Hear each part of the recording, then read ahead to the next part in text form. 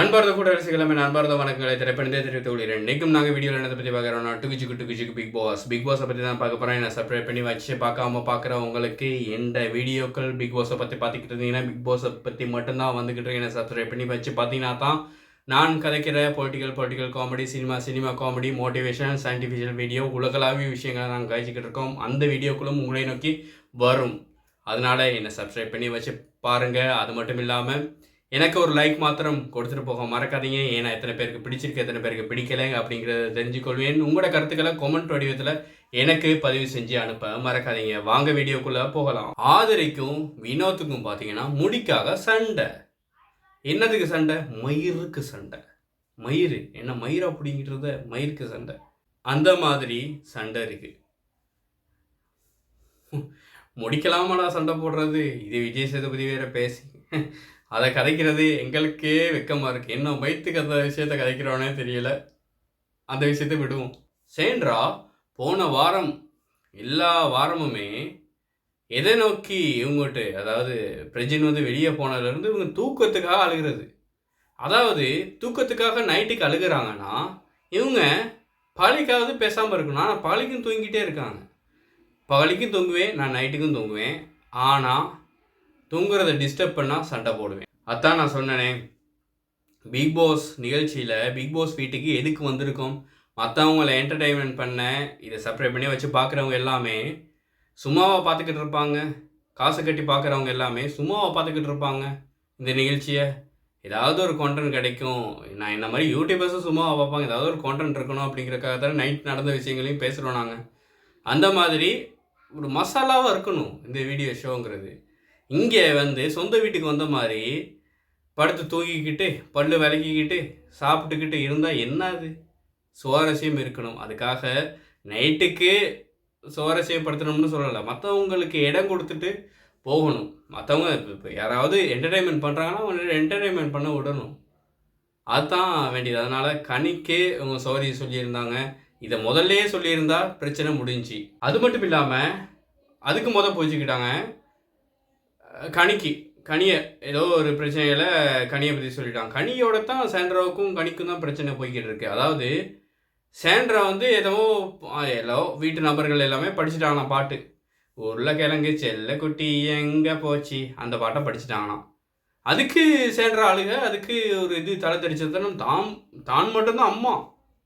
ஏன்னா அம்மாவை சார்ந்த சமூகங்கள் எல்லாமே கூச்சல் போடணும், இதுக்காக கொந்தளிச்சு எழணும், இது இந்த நியாயத்தை கேட்டாகணும் அப்படிங்கிற மாதிரி இவங்ககிட்ட பேச்சு இருந்துச்சு. இதுக்கு சண்டை போடணும் ஒரு விவசாயம் இல்லை. அங்கே இல்லாத அம்மாக்களா? என் கனியும் ஒரு அம்மா தான், ஒரு தாய் தான். அமித்தும் ஒரு தகப்பன் தான். யாருக்குமே இல்லாத அக்கறை இவங்களுக்கு மட்டும் உட்காந்துக்கிச்சேன் அதனால அதுக்கும் கடைசியாக சாரி கேட்குறாங்க. இதே முதல்லையே இந்த விஷயங்கள்லாம் வரணும். விஜய் சேதுபதிக்கு முன்னுக்கு சாரி அப்படின்ட்டா முதல்ல தோண வேணாமா, தெரிய வேணாமா? அடுத்து போன கிழமை தான் சொல்லியிருந்தேன் இந்த முறை பெரிய பிரச்சனையாக வெடிக்க போகுதுன்னு. அதாவது திவ்யா தலைவலின்னு சொன்ன பிரச்சனை இங்கே பெரிய பிரச்சனை ஆயிடுச்சு. அதாவது தலைவலின்னு நடித்தது நடிப்பு தான் அப்படின்னு சேண்ட்ராவை கூப்பிட்டு மெதுவாக சொல்லியிருப்பாங்க. சேண்ட்ரா இந்த விஷயத்தை விக்ரம்கிட்ட சொல்ல, அத்தை நான் சொல்கிறேனே, ரகசியங்கள் காக்கப்பட வேண்டும். என் ஃப்ரெண்டு அப்படிங்கிறதுக்காக நீங்கள் என்ன செஞ்சீங்க? சேண்ட்ரா கூட திவ்யாவை சொன்னீங்க. அந்த ஃப்ரெண்டாக இருக்க மாட்டாங்க. எப்பயுமே ஒரு நபர் ஒரே விஷயத்தை நோக்கி பழகிக்கிட்டு இருக்க மாட்டார். இன்றைக்கி ஃப்ரெண்டாக இருந்தவங்க நாளைக்கு எதிரியாகுவாங்க. அதனால் எந்த விஷயத்தையும் நம்மளுக்கும் அதே தான், சொல்லாமலே இருப்போம்.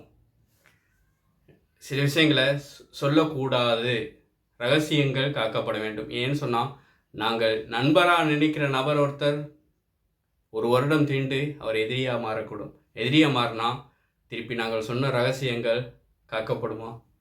அதனால் இந்த விஷயத்தில் நாங்களும் சில விஷயங்களை உணர்ந்து கொள்ள வேண்டும். சேண்ட்ரா செஞ்சது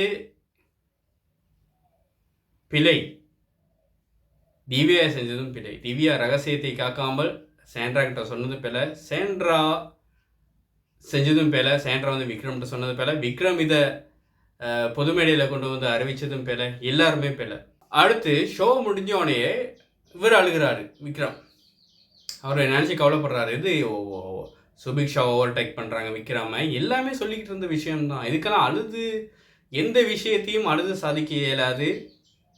அதே மாதிரி சில விஷயங்களுக்கு கேட்டுக்கிட்டீங்களா, அதன்படி கேம் விளையாடணும்.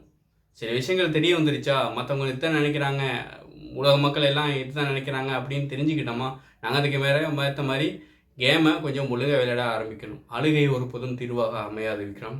2 பேர் கேம் விளையாடிக்கிற இந்த 2 பேர், சீப்பாக கேம் விளையாடிக்கிற இந்த 2 பேர் இன்று வெளியே அனுப்பப்பட்டிருக்காங்க. யார்? எஃப்ஜே போனார், எஃப்ஜே போயிட்டான்டா, எங்கட கேம் தப்பிச்சதுடா அப்படின்னு நினச்சிக்கிட்டு இருக்க அதே சமயத்தில் ஆதிரையும் வெளியே போயிருந்தாங்க. பயங்கர ஷாக்கு, நான் அப்படியே ஷாக் ஆகிட்டேன் அப்படிங்கிற மாதிரி இருந்துச்சு இந்த ஷோவை பார்க்குறப்ப.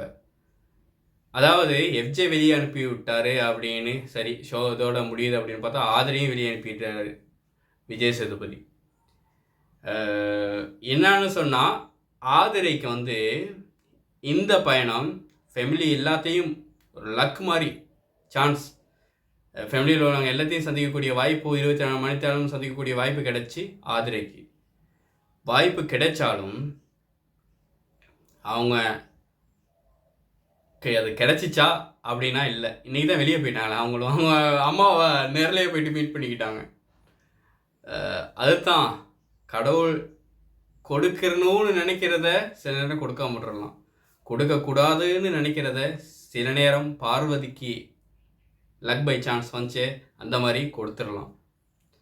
இதுதான் கடவுளோட விளையாட்டு, பிக் பாஸின் விளையாட்டும். பிக் பாஸ் இந்த ஷோவை இந்த மாதிரி இன்ட்ரெஸ்ட் இந்த மேலும் மேலும் தீயிலட்டும் விஷயங்களை கொண்டு வாங்க.